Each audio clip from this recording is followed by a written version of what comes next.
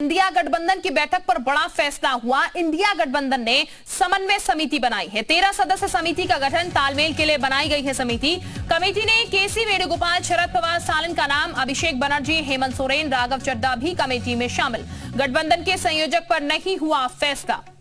तो इंडिया गठबंधन की बैठक में बड़ा फैसला, 13 सदस्य समिति का गठन हुआ है। एक्सक्लूसिव जानकारी इस वक्त हम दे रहे हैं आपको।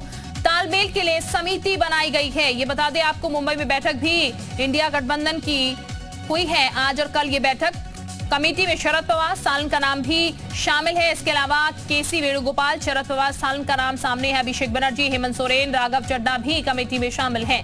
इंडिया गठबंधन ने समन्वय समिति बनाई है। इस वक्त की बड़ी जानकारी, बड़ी खबर हम आपको दे रहे हैं।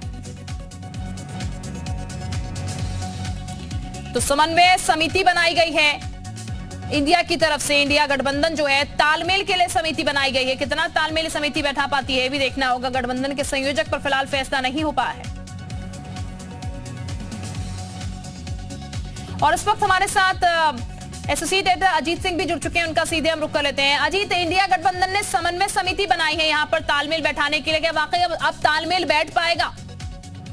देखिए, बिल्कुल जिस तरह से इस कमेटी बनाई गई उसमें अलग अलग क्षेत्रों से लोगों को रखा गया। आप चाहे समन्वयक के तौर पर देखें तो केसी वेणुगोपाल को रखा गया है, शरद पवार इसमें, स्टालिन है, संजय राउत है, तेजस्वी यादव है, अभिषेक बनर्जी हैं, राघव चड्ढा है, जावेद खान है, लल्लन सिंह है, हेमंत सोरेन है, डी राजा है, उमर अब्दुल्ला, महबूबा मुफ्ती। इस बात से आप अंदाजा लगा सकते हो कि हर दल से लोगों को इसमें समाहित किया गया और सीधे तौर पर ये कोशिश की गई, जो उन्होंने एक लेटर जारी किया उसमें लिखा भी है कि जीतेगा इंडिया।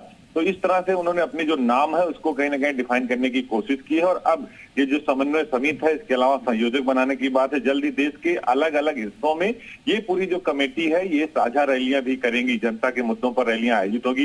बैठक में भी तय किया गया है कि इंडिया की ओर से सभी कम्युनिकेशन और मीडिया रणनीति कैंपेन की जो थीम होगी वो अलग अलग भाषाओं में लॉन्च किया जाएगा। और थीम जो होगी, जुड़ेगा भारत और जीतेगा भारत, यानी जो तैयारी है पूरी वो कहीं ना कहीं इंडिया की तरफ से की जा रही है। क्योंकि सामने कौन है, उनको इस बात का पूरा अंदाजा है कि नरेंद्र मोदी जो देश के प्रधानमंत्री हैं, बीजेपी की जो कैंपेनिंग है, बीजेपी की जो रणनीति है वो इन लोगों से आगे रहती है। उनकी जो सोशल मीडिया है, जो उनका आईटी सेल है, वो कहीं ना कहीं इनसे 10 कदम आगे रहता। तो जैसे अगर उत्तर प्रदेश की अगर आप सिर्फ बात करिए तो 35.5 लाख पन्ना प्रमुख बना चुकी है बीजेपी, यानी एक पन्ने में 50 वोटर है तो 51वां जो वोटर होता है वो उनका पन्ना प्रमुख होता है और 50 लोगों की वोट दिलाने की उसकी जिम्मेदारी होगी। उसका मुकाबला करने के लिए ये जो 18 सदस्यीय कमेटी समन्वय समिति बनाई गई। इसके अलावा अलग अलग भाषाओं में, अगर आप कर्नाटक में रैली करेंगे तो उनकी भाषा में थीम लॉन्च होगा, बिहार में करेंगे तो बिहार की भाषा में, यूपी में करेंगे तो यूपी में, पंजाब में करेंगे तो अलग। तो आम आदमी पार्टी से लेकर स्टालिन से लेकर अलग अलग जितने भी राजनीतिक दल शामिल है, 18 लोगों की समन्वय समिति बनाई गई। शिल्पा,